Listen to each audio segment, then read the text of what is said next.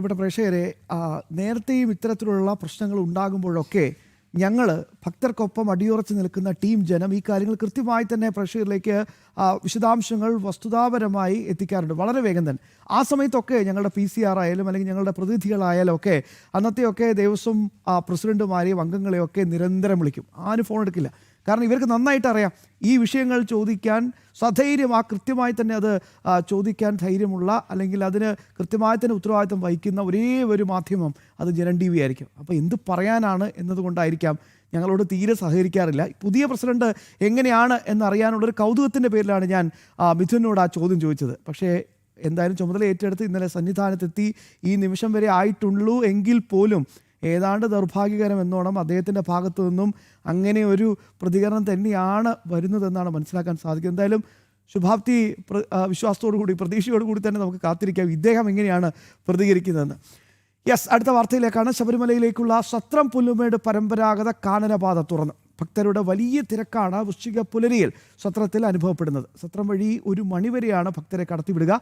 ശൗചാലയ സംവിധാനങ്ങളുടെ അഭാവം ഭക്തർക്ക് വലിയ ബുദ്ധിമുട്ട് ഉണ്ടാക്കുന്നുണ്ട് എല്ലാ സ്ഥലത്തും. ഒന്ന് ആലോചിച്ച് നോക്കൂ. സുബിനാണ് വിശദാംശങ്ങൾ തരാനായി തത്സമയം ചേരുന്നത്. സുബിൻ തോമസ്, ഒന്ന് ആലോചിച്ച് നോക്കൂ. ഭക്തര് വിരിവെക്കുന്നത് തടയാൻ വേണ്ടി വെള്ളമൊഴിച്ച ഒരു സർക്കാർ, ഒരു സംവിധാനമാണ് ഇതൊക്കെ നോക്കുന്നത്. ദേവന്റെ മുതലപ്പടി കക്കാൻ കട്ടുമുടിക്കാൻ കൂട്ടുവെക്കുന്ന ഒരു സംവിധാനമാണ് ഇതൊക്കെ ചെയ്യുന്നത്. അനാസ്ഥകളുടെ തുടർക്കഥയല്ലാതെ വേറെ എന്താണ് പറയാനുള്ളത്? സുബിൻ, അവിടുത്തെ സാഹചര്യം എന്താണ്?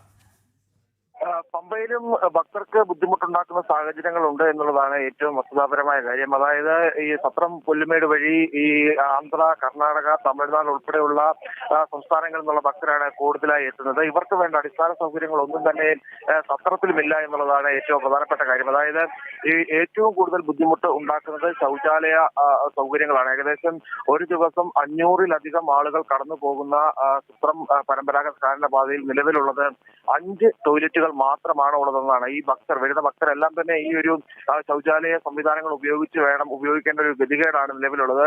അതിന്റെ ഒരു വലിയ ബുദ്ധിമുട്ട് ഈ സത്രം മേഖലയിലുണ്ട്. ഇന്ന് രാവിലെ 7:30 മുതലാണ് ഈ സത്രം പുല്ലുമേട് പരമ്പരാഗത കാനനപാത വഴി ഭക്തരെ കടത്തിവിട്ടു തുടങ്ങിയത്. കൃത്യമായ നിരീക്ഷണങ്ങളും പരിശോധനകളും എല്ലാം കഴിഞ്ഞതിന് ശേഷം, അതായത് ഈ സത്രത്തിലെ പ്രധാന ഗ്രൗണ്ട് ഉണ്ട്. ആ ഗ്രൗണ്ടിൽ പോലീസിന്റെ 8 പോസ്റ്റ് ഉണ്ട്. അവിടെ ഈ വെർച്വൽ ക്യൂ ഉൾപ്പെടെയുള്ള സംവിധാനങ്ങൾ പരിശോധിച്ച് ടോക്കൺ നൽകിയ ശേഷമാണ് ഇവരെ ഈ പരമ്പരാഗത കാനനപാതയിലേക്ക് കടത്തിവിടുന്നത്. പരമ്പരാഗത കാനനപാതയിലേക്ക് കടക്കുമ്പോൾ തന്നെ ശക്തമായ പരിശോധനകളുണ്ട്. ഈ മെറ്റൽ ഡിറ്റക്ടർ ഉപയോഗിച്ച് പരിശോധന നടത്തുന്നു. പ്ലാസ്റ്റിക് ഉൾപ്പെടെയുള്ള വസ്തുക്കൾ കടത്തിവിടാത്ത ഒരു സാഹചര്യമുണ്ട്. അതോടൊപ്പം തന്നെ കുടിവെള്ളം ഉൾപ്പെടെയുള്ളവയുടെ അഭാവവുമുണ്ട്. ഈ പരമ്പരാഗത കാനനപാതയിൽ കുടിവെള്ളം, അതായത് ഓരോ കിലോമീറ്റർ ഇടവിട്ട് കുടിവെള്ളത്തിനുള്ള ക്രമീകരണങ്ങൾ ഒരുക്കിയിട്ടുണ്ട് എന്നുള്ളതാണ് വനംവകുപ്പ് വ്യക്തമാക്കിയിട്ടുള്ളത്. അതിനുവേണ്ട ക്രമീകരണങ്ങൾ വനംവകുപ്പ് അവിടെ ചെയ്തിട്ടുണ്ട് എന്ന് പറയുന്നു. പക്ഷേ വണ്ടിപ്പെരിയാർ ഗ്രാമപഞ്ചായത്തിന്റെ ഭാഗത്ത് നിന്ന് വലിയ നിരാശ ഉണ്ടായിട്ടുണ്ട്. നിലവിലിപ്പോൾ തദ്ദേശ തെരഞ്ഞെടുപ്പ് പ്രഖ്യാപിച്ച സാഹചര്യത്തിൽ പഞ്ചായത്ത് സെക്രട്ടറിയാണ് ഇതിനെല്ലാം തന്നെ വേണ്ട ക്രമീകരണങ്ങൾ ഏർപ്പെടുത്തേണ്ടത്. ആ ക്രമീകരണങ്ങളൊന്നും തന്നെ ഇവിടെ ഏർപ്പെടുത്തിയിട്ടില്ല. പ്രധാനമായും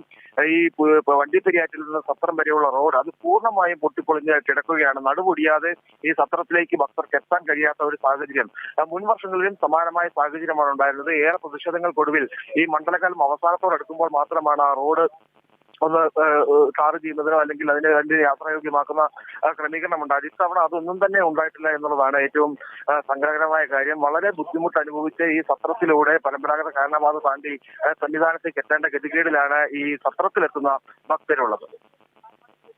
സുബിൻ തോമസ് ആണ് വിശദാംശങ്ങൾ നൽകിയത്.